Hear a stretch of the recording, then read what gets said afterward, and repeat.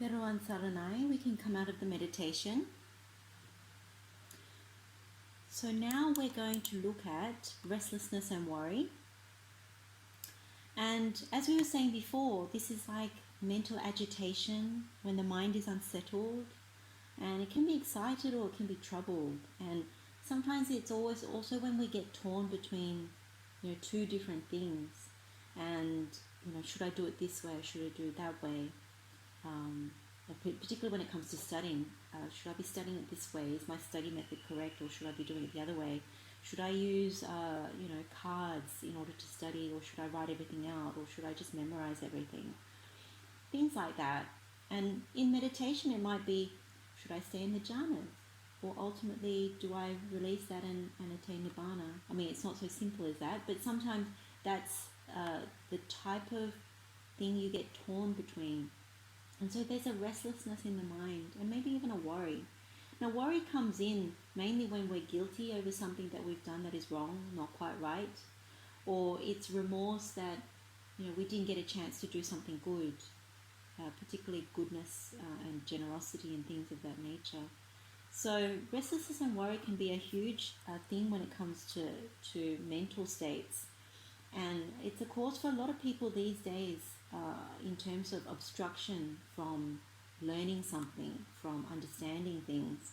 And Buddha likens it, if you remember, in the Sutta, he says it's like a slave, that you don't have freedom, you're dependent or under the control of somebody else, and you have to follow their demands and their requests. You can't do what you like, and you may be also continually threatened by the master.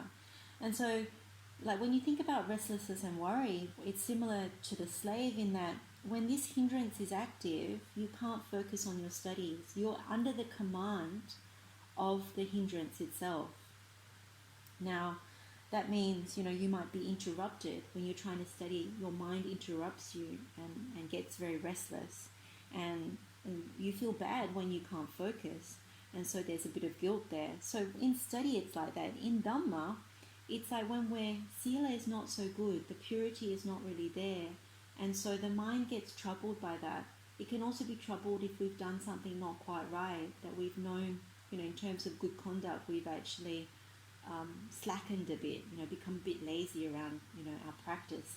And so again, when this happens and the purity has kind of fallen, then we kind of have this restlessness and worry around our practice itself, and so we can't really flourish, we can't really succeed in that. Buddha Sutta, what we heard when we had the reading is that, the delight comes, when this hindrance is subdued. It's like being released from the slavery, that you're now independent of other people, because before you were dependent on the master, and now you can do what you like. So in the sense of studying and being able to learn things, it's around, you're no longer obstructed from the learning, you're no longer obstructed from hearing the teachings and being free to advance. And in Dhamma, it's the same thing, that you're free to walk the path. You can rely on your own good conduct in order to be the foundation for practice. And so that's where that is coming from. Restlessness and worry, again, we look at our table. What Buddha says is, when we give unwise attention to those thoughts, so whatever's agitated or unsettled in the mind, when we give undue attention to it and keep looping around it but never resolving it, so we never fix it, we just keep looping around those thoughts. And so we just keep going round and round, being quite restless. Maybe we have to get up and do things rather than being able to stay calm and do what we need to do in the sense of either study or Dhamma practice. And so what Buddha encourages is to give more wise attention to a calm mind, to a settled mind. And in many ways, when it comes to the Dhamma practice, it's about samadhi. It's samma samadhi. It's the right concentration. Now, in terms of overcoming or preventing a restlessness and worry, again, it comes back to unnecessary information and talk. The more we put in useless bits of information, the more we do unnecessary things and speak about unnecessary things, then that is what agitates the mind. We've got all that stuff rather than our learning material, rather than the Buddha Dhamma. And so you can see that even when you do that, you also feel guilty about it. And so it's like a double-edged sword. The other one is knowledge, confirming the facts and sharing. So to overcome this, you really need to do something about it. You don't just loop around, whatever's bothering you. You actually need to, get off your butt and in a way confirm what is true. So when it comes to learning, if you are torn between two things, go and ask someone, go and ask the teacher, go and ask your parents. Do you think studying this way is better, or do you think studying that way is better? At least get some feedback on it, and then with that knowledge you can make a better decision.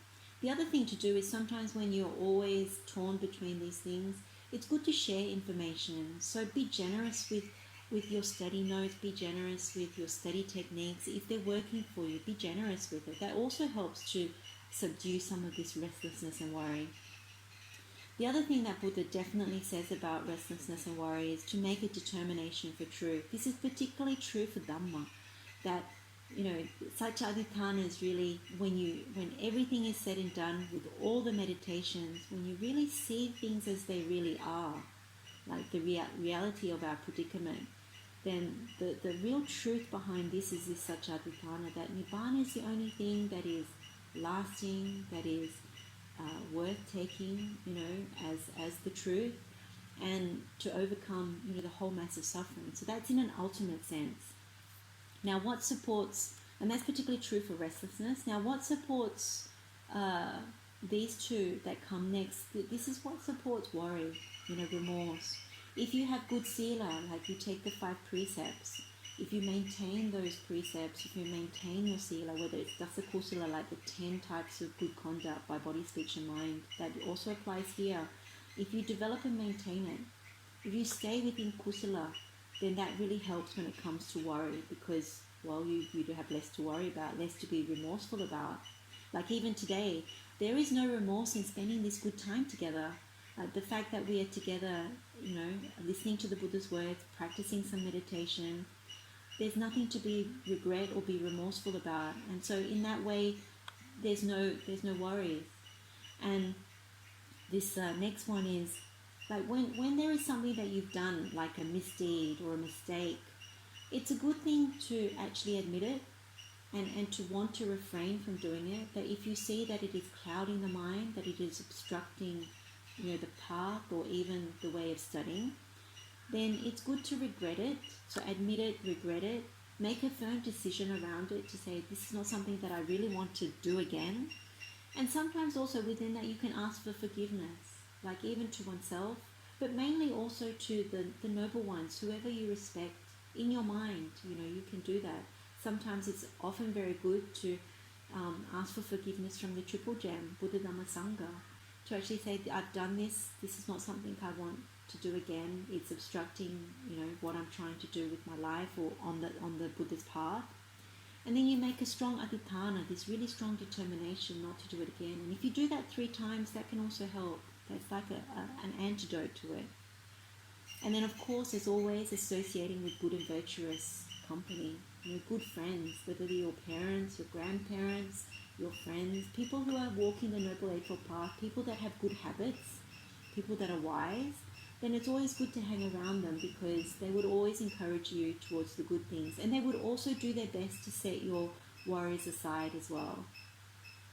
So let's do another meditation, another 10 minutes, and what we want to look at is, again, this restlessness and worry. So when it comes to things that are bothering you, whether it's something that is causing the mind to be agitated, really look at it, pick your own example, or maybe it's a worry that you've done something that wasn't so good and you regret it. Then what I would say is, you realize that you need to do something about it. You can't just go round and round on the thoughts of it. You want to do something about it, because what is causing it to arise is all these almost like useless thoughts. They just keep looping, but you never fix it. And so what you can do is actually, like, maybe do the 3-step process. If it's something, 3 or 4-step process, if it's something that you regret, that you admit to it, you look at it, you make a firm decision not to do it again, and you ask for forgiveness, or you make a decision, a strong determination not to do it again. And in your mind you do that 3 times and really look at that. Now for those who meditate, what's really good to meditate on is Satchaditthana. So there are a number of meditations that one can do here. You could do the Dukkha Danda Binya, which is, the painful way with slow realization, where you actually make that affirmation after going through the knowledge pathway. Or you could do the Dadato Punyam Pavadati. So you do, you know, the steps of the Dadato Punyam Pavadati, because within that there is Satchaditthana, you know, within that meditation. Now, it may be something you do outside of this time, because we only have 10 minutes, but it's good to know that those are the meditations that one can do, or simply for the purposes of today's meditation, given that you're familiar with Satchaditthana for those who meditate, you just actually reconfirm that, you know, Nibbana is the only truth. That if you've already had that insight, that, you know, this predicament is not really going to lead you to further, you know, for permanent happiness, then you can actually meditate on that now. And what Buddha says is this is the freedom from slavery. And so when that happens, like when you regret and do those steps, if your example is something that you feel guilty about or remorseful about, you do those steps, delight when it's absence. That when you admit it, that is when you are free of it. And same with Satchaditthana, when you are actually abiding and resting, leaning towards Nibbana, then again you rejoice that step as well. So we'll take another 10 minutes, and the mind should get very happy, and then it should get very quiet. So let's do this for 10 minutes, at least to practice these steps, and then we'll do the final part,